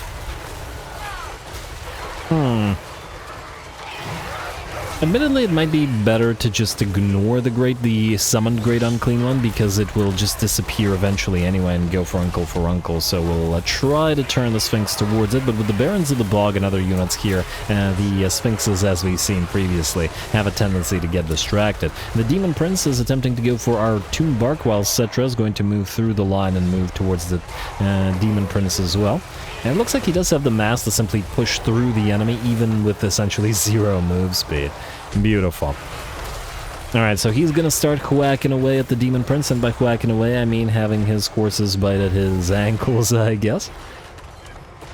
Or perhaps heels, but hey, it's worked before, and I'm sure it'll work again. The chariots, in the meantime, are still in the midst of the brawl. I think they've destroyed about 1 unit so far, but there's still 1, 2, 3, 4, 5, 6, 7, 8, 9. Basically, fully half of the enemy army is dealing with a quarter of ours. The chariots causing havoc. Not as much havoc, admittedly, as Necropolis Knights would, but for... I mean, in terms of, you know, hypothetical point cost for, like, I don't know, a third of their point cost. Gotta launch up a skirmish battle to see what the comparison is, but certainly not as elite of a unit. Anyway, Settra's still going after the Demon Prince, who's down to about half of his HP now, while Settra is completely fine. Demon Prince does have more HP than Settra does. But not that that's mattering in any way. Uncle for Uncle is down to about half, still locked in combat with the Sphinx of Usek, but this should definitely go to the Sphinx, as it's a specialized anti-large unit, whereas Uncle for Uncle is very much not. Although his stats are pretty crazy too. Even with the debuffs, he's got 94 melee attack, 96, and 69 nice melee defense, while crippled and winded. It makes sense that the Sphinx of Usek has lost nearly half of its own HP while being restored, although admittedly the enemy is constantly regenerating and being restored as well, so it's about even in that regard.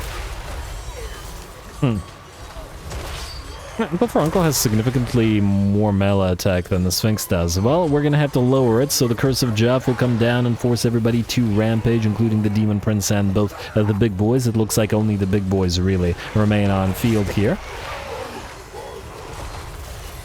as the rest are just melting away or have already melted. A couple more blows and Uncle for Uncle will fall to the Sphinx's arm blades. Down goes the regular Great Unclean One, whether defeated in terms of its HP or whether simply melting away due to its time and the mortal plane and being up. What with it being a summoned unit, and then the Demon Prince is next.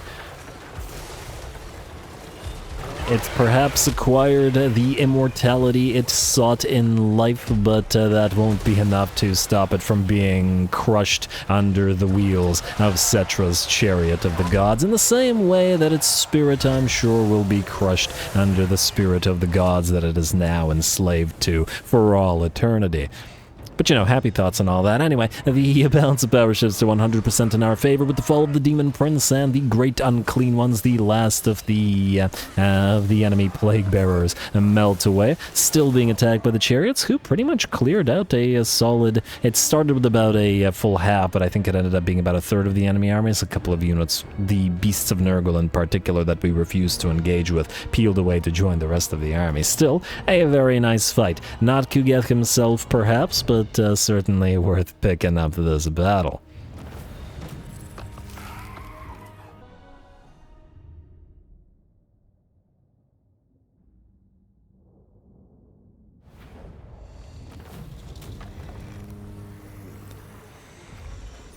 Alrighty, there we go. Very nice fight, and even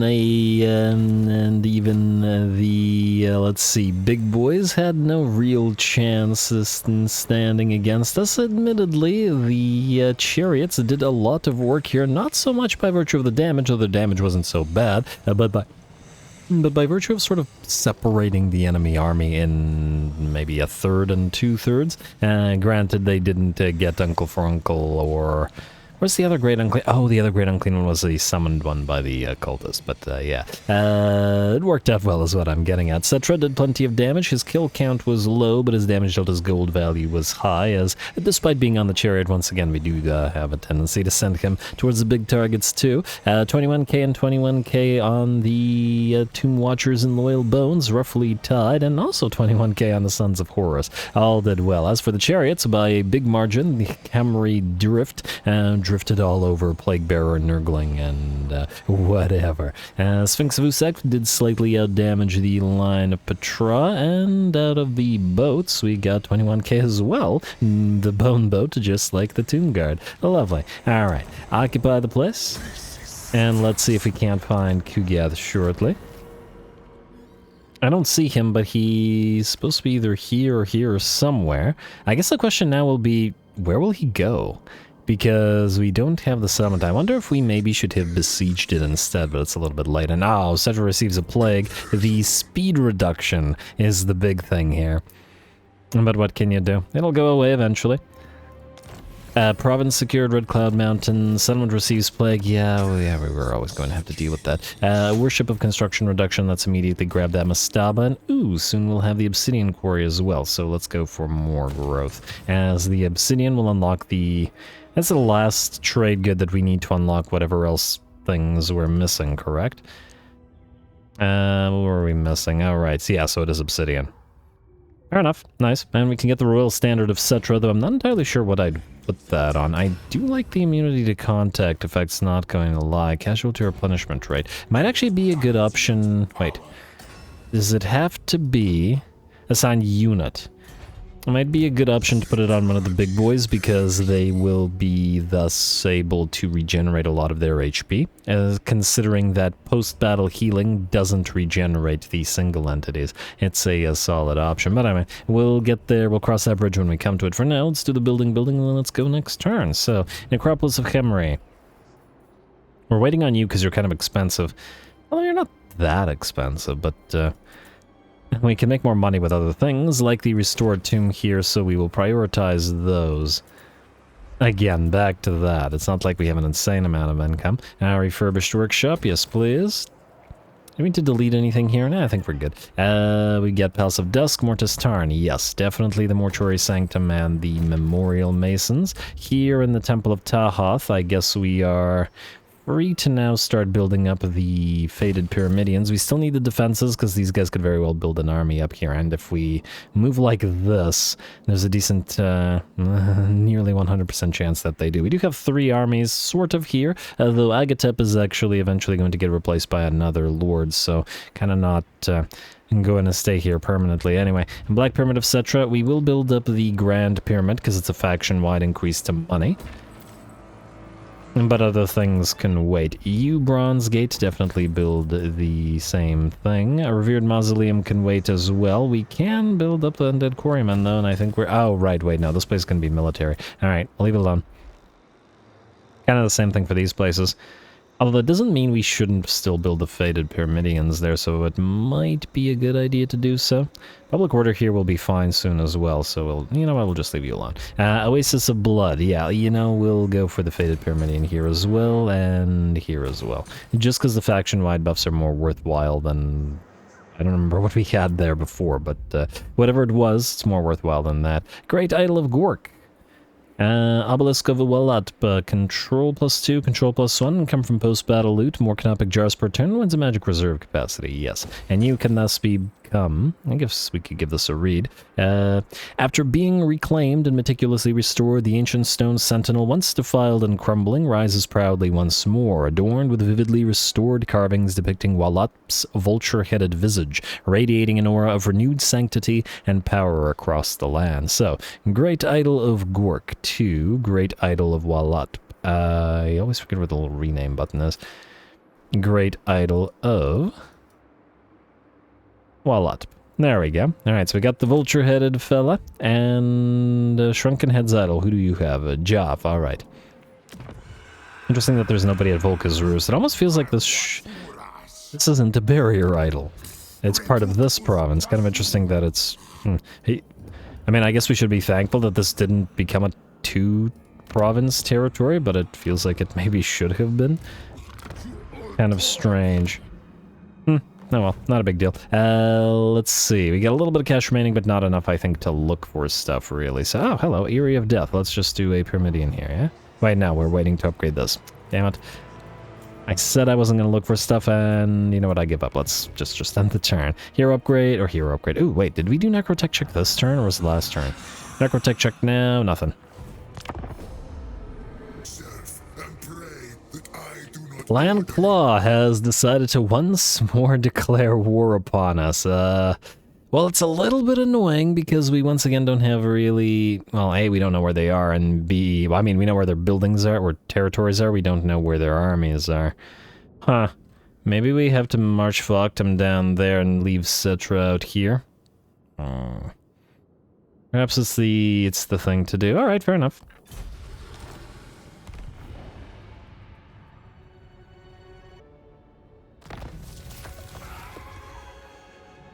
Alright, there we go. Competent Protector, Courageous, Enemy Killed in Battle, Dragon Helm adds the Tomb King Alcazar II, which means this should now be at 1 turn. Yes, so +2 armies and, well, 1 more turn. Skaven Conflict, hey, they did it for us. The Redhorn Tribe, oh, let me guess, they're right beside... that's gonna take us out of our way if they're... Huh. Okay, I don't see them, which is kind of concerning because they may be in the fog here. And our territories are effectively undefended. Khemri War Sphinx for Falkdom, good for Falkdom. I would like to see diplomacy. Where is this Redhorn tribe? Oh, why not go to the bottom? Beastmen should be up here somewhere. No, we can't see them yet. Unless it's the Beastmen. It is not. Okay, fair enough. Kugath. Where have you gone? Is this you? Is this... No, maybe not. Gross spot on the ground, so I figured could be. Not victory conditions. Diplomacy. Let's take a look. First of all, defenders of the Great Plan. You want us to kill... Ah! A Rapunce. We've sighted you at last. And Volki, are you moving towards our Cathan allies? No, it looks like he's moving southward, or at least defending Lamia, which is good. I'd prefer that. Who are we more likely to kill sooner? Arthur Dubois. Probably you. So we'll do that. And then Agents of the Moon, we will have you find Kugath for us, who is moving up here. Huh, where is he going? Is he still fighting the Red Shield? Well, he's gonna be out of territory soon. Is it worth it to march all the way up here? I'm not sure. Because we have to deal with this, including, is this a capital? Yeah, Blight River Falls. And if Kugath goes that way, that'll be annoying for us. Well, we'll keep an eye on him, although I do want to build a... I want to build... Where's your capital? It's a Dragon Eye Cavern? I'm just going to hope it doesn't... Ow! Teclis took it. Oh, I don't like that. Huh. Well, whatever. For now, we'll ignore it, but Dragon Eye Cavern... Yes, we'll build this here. We can get Basties with Reeve of Crystal for any, living units that we get. Oh, we get more stuff here. Wait. We get Croxagores out of this as well. Interesting. Do we want Croxagores over Ushabti? I don't know. Crocodile-headed Ushabti might serve that kind of purpose. We'll do Dragonite. Wait, no. This place, Agamaz's Lair, the problem with this place is that we are looking to trade it away. I guess it won't matter since we will do global recruitment anyway. Warp Shard Caverns, I'm just checking if there's anything new or interesting. Wreck of Syrian. Oh wait, we gave them Swamp of Terror as well. What can they build there? Nothing? Okay, nothing yet. Alright, fine, fair enough. Let's just do the... let's just do Dragonite Cavern because it's their capital. It's based on the principle of the thing, and then it'll... Once it upgrades to level 2, we'll have global recruitment anyway. Alright, now I have to make this decision with regards to Settra. Also... I do have another great incantation of Petra. If we want to raise something. What do we have at Nagashazar? Immunity to vampiric attrition. That's actually kind of terrible. The unit XP is nice, but probably not going to get any use out of it because we're not really fighting those particular factions. Any other landmarks nearby where we might want to make use of that? Oh, I suppose we could have used one of them here, like at Kakek Idle, but it only needs tier 3 as well, and it's fairly quick to upgrade. It's probably quicker to just wait it out instead of just moving Settra there. Or, this guy starts at Settra's position. Alright, well, if we don't move Settra now, the delivery guy is going to take a long time to get to him. So I think what we'll do is this. You're going to move northward. We'll move Settra to swap units with you briefly, rather than chase him, because it's a waste of an army if we do it like that, especially since we're getting new armies up and running, and we're going to peel a lot of this away. You are going to grab the Imperishable Guard and the First Legion of Khemri. We'll take out the Skeleton Spears, these Casket of Souls, and we'll get Settra Sekhmetra, the War Sphinx, and 19 out of 21 was the other thing I wanted to do. Oh, we no longer really need the banner, man. I think that's you, right? I believe so. Alright, so Prince Nebuthar, you're out. Unless I'm mistaken. Was that the wrong one? Yeah, that was the wrong one, wasn't it? Alright, trade back. Ratik for Nebuthar, alright. Like so. Alrighty. Although, funnily enough, Nebuthar would also work well in the other army because he buffs all chariots, but Settra has to have the strongest chariots, so... Well, at least the strongest for us, anyway. Yeah, so just triple check. Nebuthar, yeah, charioteer plus captain of the chariot guard, devastating flanker for chariot units in army. Almost surprising that Settra doesn't do that himself, but anyway. Settra, you stay there, and then this army will head southward. Now it also has the plague, but what can you do? Your army is now complete, yes? Unless we replace a couple of these guys with a couple of special units of a Tomb Guard, but otherwise I don't think there's any other need. Now the Lich Priest, you really need to get that Sekhmet's Incantation of Skullstorm. Let's get that so we can overcast it. And the other stuff, Settra, you've leveled up at just the 1 point. Get the other point in Conqueror, why not? Increase your damage, we'll deal with the other levels later since they won't do anything for us right now. Panat, move down to Ebonian Dunes, which you won't be able to in a single go.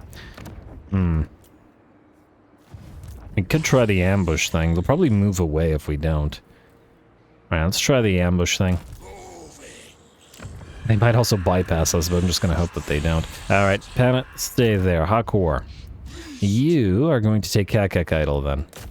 Which is hopefully poorly enough defended that you can auto-resolve this.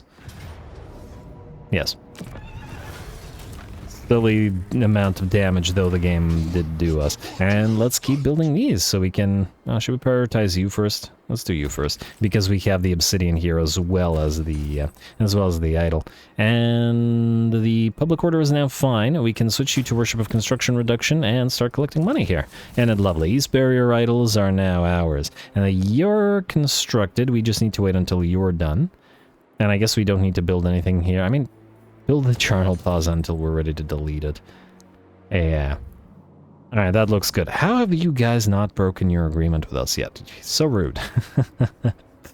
Alright, walk up. You're gonna go kill off those greenskins.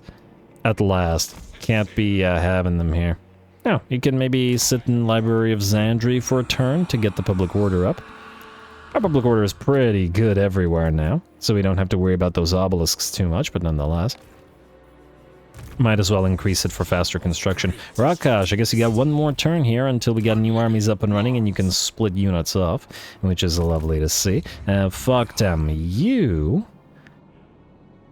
Probably going to take a while to get to those rats, assuming they don't want to immediately peace out. Wait. Do they declare war? Clan Claw, minus 3.2. They're currently at war with Cult of Sigmar and all of our allies. Just out of curiosity, 8.9. Well, obviously Settra wouldn't pay the money. I'm just curious to how much it would cost. Chevalier de Lyonesse and Cult of Sigmar want peace, but that's not going to happen. Trade agreements. Ooh, wait. I was hoping for the Western Provinces. More stuff from them. Laura Lauren still wants to trade. But I'm not as interested in Wood Elf units as I am in the Medusa out of the Dark Elves. Maybe it's mostly the Medusa I want. Maybe Black Dragons? I guess we get Forest Dragons in the Wood Elves. We could make a more proper Air Force with the Wood Elves, admittedly. Thanks to Great Forest Eagles, but we'd have access to Eagles out of all the High Elves that we're friends with, so... Not the biggest of deals. Anyway, I guess... Wait. It would take... Oh, this is the fastest route this way anyway. Really? It's faster through the mountains? It's kind of surprising. It's gonna take a long time to go that way, but oh well. Go into March stance. You won't suffer attrition here, right? No. Alright, and just go.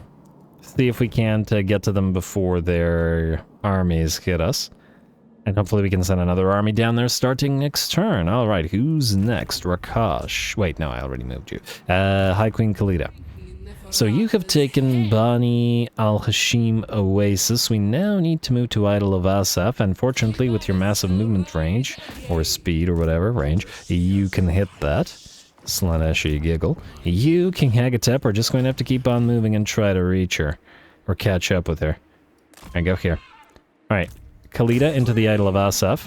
Frankly, having them still holding it is you know, blasphemous and all that. You... Lamazash, keep leeching XP until you're 15 and ready to go be about your own business. And then you, Agatep, go here. Maybe even here. Because Khalida will move southward. You will deliver her troops. And then we'll see about other stuff afterwards. Why do we have a skull repository here? Get rid of that. Keep this in case we move further, though. Alright, you obviously auto-resolve this. Wow. I mean, just wow. Auto-resolve, obnoxious. We're lucky that we have all that extra, you know, healing or replenishment for all of our armies, I guess, from this. Casualty replenishment +1 own armies faction-wide from every province that's in high tier, so at least that is kind of a saving grace here. And we got to keep the Charnel Plaza, which will help us to move further. Beautiful. Now, there was a Skull Island down here as well, but I think while Khalida will briefly grab this, she'll head north to Lamia and stuff. We'll maybe build up the other army to A, deal with this book, this Skull Island, and then maybe vassalize Oshiotla down there if we possibly can, assuming that he's still alive. Alright, anybody else? Did I not besiege anything? Maybe I didn't. Alright, well, whatever. Flochdem is fine, Intef is fine, Somtic is, well, still going to continue acting as a scout. Just gotta keep an eye on these armies. I would have loved for you to have found Kuget, but that didn't happen. Scout, you have found these guys. We could move northward to Rakarth. Maybe identify him, see if he's willing to be a little bit friendlier if we declare war on some Chaos faction. Just gotta stay sort of away from... You know what, yeah, go this way. I was gonna send you to Kislev, we can still do that, but, Rakarth is maybe far enough away from the other factions where we can befriend him and Lorelorn and thus get access to both. And again, Lorelorn does trade with the Dark Elves, so I see no loreful conflict there. Or at least have non-aggression pact with the Dark Elves, depending on how you look at it. Anyway, Panat, real quick, let's give you a level. You've still not moved through your red line at all, because you were moving through 5th Gen Priest, but I guess it's time. We could get additional jars, but it's not the most critical. We do want to Syrian's Bargain on every one of these Lich High Priests for the cooldown reduction. But otherwise nothing super critical, so yeah. We've got Nehekara Warriors and Tomb Guard. Yeah, I think we have enough Sun-Scorched Bones to make use of that. Alright, otherwise, let's do building, and then the turn. City of Kings, nothing. Or at least nothing that we need to do right now. Just the money and upgradables. Aha, Ash Crossing. Definitely get that going. Cracked Lands. Yes, Black Tower of Arcan up to tier 5. Okay, that's going to take all of our money. Alright, Necropolis of Zeka. I don't know, I looked at you. Yes, everything's being upgraded.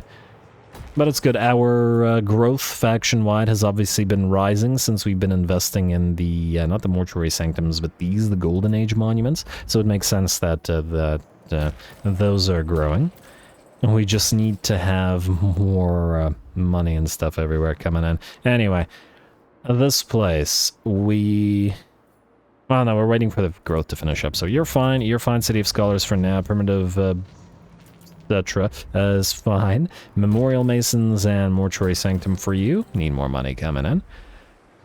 Eventually we're going to hit a critical, sort of critical mass where we effectively don't need money anymore and just can upgrade everything real quickly, and then the admin will effectively end. And I think we're quickly approaching that point. Anyway, let's upgrade these places. We will still want to give our allies them, hopefully, and give them all the military stuff that we can. So that hopefully they have access to all of their military stuff, or at least as much as we can from the transfer. Anyway, that's all of our money, isn't it? Can we build anything here? I guess it's mostly a question of do we need to, or does that help us at all? Well, just in case we need to move through the place, let's go through Charnel Plaza. Again, it depends on whether we keep this portion of the mountains for ourselves or not. We are keeping Katep's territory, presumably. Anything in the Badlands, really, but the further we go into these mountains, the less we care. But anyway. And the turn? Here not move, building upgrade, and turn. Eltharion will end our trade agreement. Oh, I don't like that. How are we supposed to... don't make us kill you, man. Settra won't like this. Alright, ambush foiled by Panet. Does this mean this guy has moved away? Aha! Rapunz is right there. Can we actually reach her army with our... Ah, no, we cannot. Just out of range. Oh, and of course this guy's gonna move down here to raid. What do we have in terms of defenses at Ebonian Dunes? It's about a full stack, which is of no real threat to this army. Perhaps the best option would be here not to directly attack it, but to besiege it, and thus... Okay, well, let's also give these guys the little bit of bonus speed. But I got up to 31. A little bit better. Nothing crazy, but hopefully it'll help. Also, let's upgrade the Necrotect. You... This will probably be a something at least of a tough fight, so... Probably get something that'll be a little bit helpful.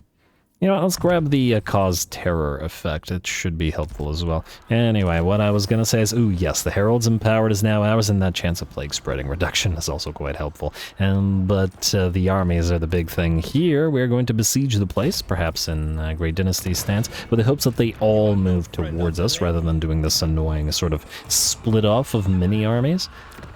As we don't want to deal with it now. We have the Heralds Empowered, we may as well go for Rise of the 7th Dynasty, Terror for all characters faction-wide, Vigor for all characters faction-wide, doesn't really matter so much for Lords, but very nice for all heroes, and the diplomatic relations with other Tomb Kings, sure, minus the fact that this doesn't actually let us confederate anybody. Armor of +10 for all Legion units, yeah, it's nice as well, why not? We'll get this, and then that'll allow us to get another tech at one turn. We'll also want to increase our capacities for Lich Priest, and ooh, didn't do the Necrotech check. Alright. And another Genius Architect, which is great, but not what we're looking for here. Fair enough, Settra. Where be Kugath? Alright, let's detect him once more. Kugath. Is he... Huh. He seems to have moved further this way, meaning, I believe he's going around. He is currently at war with only us, essentially, and since he's not going that way, he's probably returning to his own lands, meaning, I think we're free to send Settra this way. And at least he should be able to travel quickly. Yup Samtek are on a Kugath finding mission once more. Although perhaps it's Katep that's going to be the much more critical find here. Just have to punch him in the face, and then he should be on the team. You, Thutep, you are going to split off. Now, oh. I mean, I guess you'll split off into... Wait, who are you again? You're the Sphinx guy. Funnily enough... Okay, we might actually want to keep you here while you have the plague. Also, Faktum, go find the rats. Although going south to help with the rats from the other side might be good as well. Alright, fine. And go this way.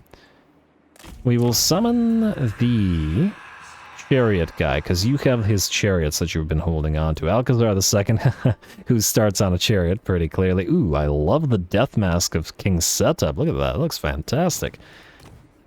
Yeah, more Tomb King lords with death masks instead of just mummy face, please. Come on. Alcazar, what are you again?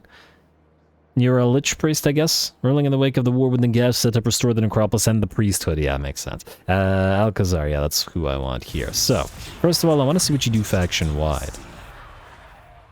Renowned Chariot Hosts gives more buffs for Chariots faction-wide. Oh, Settra's going to be happy about you.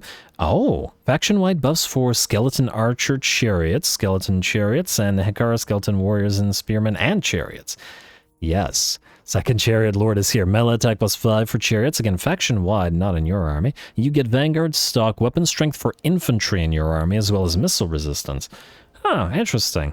Alright, that slightly changes what I was going to do with your army, but not so much that it's a massive issue. You get personal speed and stuff, and reinforcement range +10% for all armies faction-wide. Avalanche. Alcazar II was the great subjugator of Numas. He never yielded. Melee defense and bonus versus large. Alright. He's got some good stuff. Anyway, we'll give passage to the Realm of Souls, and we'll want to get the Master Charioteers for him, or he's going to be upsetty about it. We'll also get Petra the Great Father, which buffs up both Chariots and Tomb Guard, which is the combination here. We just got to make sure that he feels different from Settra, which, in part because he's going to be using Rain Chariots, is going to be fairly different. Anyway, Master Charioteers. And we'll give him a couple of War Sphinxes and Tomb Barks, which will act partly as chariots and partly as not chariots. And we'll hold on to the rest of the points to give him what we need. You will then split off and get your own army. I guess with the chariots, maybe we'll want the different types of Tomb Guard in your army. We can always upgrade these guys at level 3. Up, you know, side grade rather than upgrade. Anyway, now we have one more army capacity remaining. We have to figure out where to do that. I wish I knew beforehand what exactly King Setep did, but we did want to split off with King Rakash, and we do want to get you online while we have the Lord and Hero buff. So Setep, let's see what you do faction-wide. Alright, so your own army has the increase to spell resistance, which is nice. Canopic Jars, attrition suffered by defender irrelevant. What do we have here? Armor for Lord's army. Casualty punishment rate reduction. Oh, I don't like that. Diplomatic relations -10 with all factions. Oh, this guy's a lot of negatives. Enemy leadership. The leadership reduction army. Perfect. Absolutely perfect. That's what I wanted. And you get super cheap skull storms as well for yourself personally. Otherwise, you don't actually really do anything for your own personal army. You don't actually really buff much other than the 10 armor and spell resistance. But we were hankering for a leadership reduction army, so you will have Screaming Skull Catapults and Sepulchrex, that's for certain. Sepulchrex are going to go in here. Necrosphinxes or Hyro Titans, that's going to be a question. You know what, I'm going to think about this. Are you able to recruit? Yes, we're going to need you, because they provide, yeah, they're going to be the sort of main range aspect of this army, because they cause that discourage effect. And there was other stuff I think that caused leadership reductions, but I'm blanking on what exactly it was. We will definitely want a couple of Hyro Titans in your army for Spirit Conduit, so we'll do this. We'll transfer one Hyro Titan to you, and we'll build a second, like so. And we'll have to... Okay, I'll double-check auras and other things, because I want the... I'm going to figure out what will help. Oh. Well, Tomb Barks are good everywhere, but the armor-piercing missile damage and stuff will help. The Kepra Beetles don't cause any leadership issues, but I'm sure that there are other things that do, and I'll find them, but I'll do it between the episodes. Anyway, let's keep everybody else moving in the meantime. Hakor, you have now taken the Kakek Idol. We actually could push you down towards Numas, but we do have potentially an army or two moving down there. We need somebody to wipe these ogres out, so maybe we'll have you start in Bitter Sands Swamp. Go there then. Oh, stay in healings for the turn then. We'll have to sort of wipe out all these guys' territories at once and then get ready to trade them to the elves, or at least these elves. Walk off, you're going to find the greenskins all the way out here. Let's see how well they're doing. And how's Xandri? Yeah, they're fine. And, wait, is he raiding his own territory? Is he raiding just... Oh, he's raiding the Wood Elves. Oh, interesting. Huh, we might actually stop Walk-Off to briefly kill off the Wood Elves as well. Seems that they don't want to be our vassals. We were willing to let them sit in Dun Saali, but if that's not... if they're not willing to be our vassals, Settra says no. Alrighty, Khalida. Big important things. So you... Wait. Maybe we should move you to the max of your range. Here we go. You're going to go here in March stance. You are going to go here in, I guess, regular stance, because that's how far you can move. Agatep will trade you some stuff in a second. Do we have an army here? We do not. That's fine. I just want to make sure that we save Khalida's movement points by having either Lamizash or Agatep take this. It feels like the thing to do. Corruption -16. Wow, her anti-corruption is solid. Heal, and then Mr. Agatep, go like this.